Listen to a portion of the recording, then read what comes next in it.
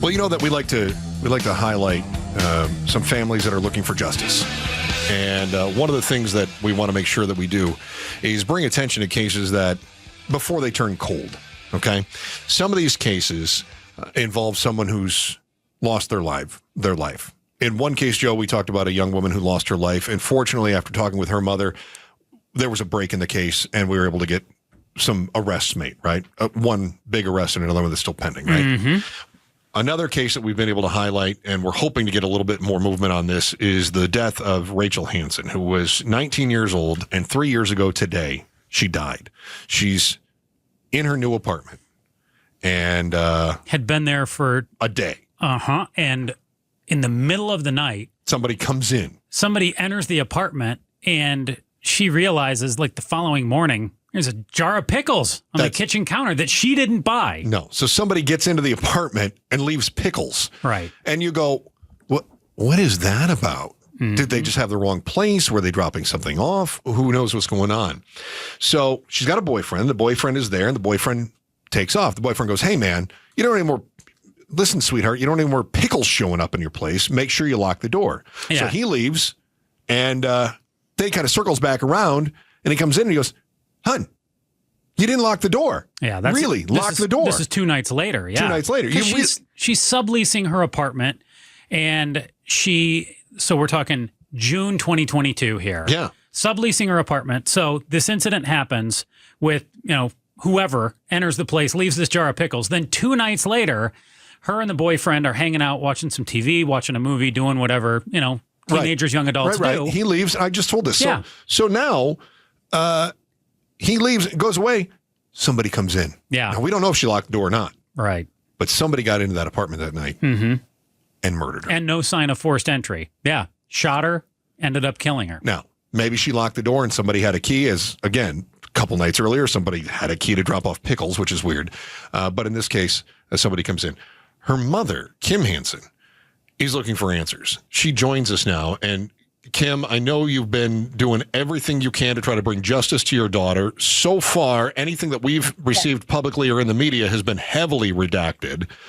Do you know what the latest is on this? Because we want to make sure we keep giving attention to it.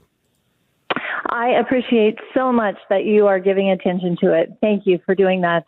The most important thing is that the case is being actively investigated, which makes us very hopeful, because this time a year ago, it had been passed over to silent witness because Gilbert PD just had nothing to go on. In Rachel's case, there's no motive, no weapon, very little DNA, if any. We're not even sure about that. No cameras, no witnesses, nothing. And so it was very difficult for Gilbert PD to follow any leads, get leads to even investigate. So when they handed it off to silent witness, we were very discouraged. Sure. But now we are in more communication with them. They are reaching out to us. They don't really give us any information. They can't, because they don't want anything to jeopardize the case, obviously. But they are actively working on it, and because they want to reach out to us, that makes us hopeful that maybe things are developing. Finally. Talking with Kim Hansen, mother of Rachel Hansen, who was tragically shot and killed 3 years ago today in her own apartment. Kim, you guys had hired a private investigator at one point in time. Are you still working with a private investigator? And what's the latest that they told you regarding the case? Yes, we are working with a private investigator. His name is Justin Yentes. Let me say, first of all, however, he volunteered his time. We did not hire him. He just he knew about the case, wanted to help, and he has been wonderful to work with because he is doing his own investigation, obviously separate from Gilbert PD, and so it's taking a little bit of a different path, but he has been so helpful in helping us understand the process of what's going on, and he communicates with us often. We have been so grateful to have him helping in the case. And surely between the two, him and Gilbert PD, hopefully we get some answers before this time next year. Are you feeling like we're talking with Kim Hansen, who is the mother of the young woman who was murdered 3 years ago today. Are you feeling like, you made mention of not having any very few clues, I guess, right? Suspects, motive, that sort of thing. You must have been searching for this and trying to turn over every rock you could to find any of that. Is there anything at all that's given you any sort of, inclination as to what this might be? I mean, it just seems as random as it gets. No, still. That must be devastating to you. It is devastating. It's hard every single day to live with. We still, however, even though we have nothing, we still believe this was not a random act of violence. Mm-hmm. Rachel's apartment was on the 3rd floor in the corner in a gated community. There was a reason that somebody came into her apartment and shot her. We cannot understand what that might be. Do you ever think maybe it was a mistaken identity? I mean, she was new to the apartment. Did somebody... It did. Yeah. That did.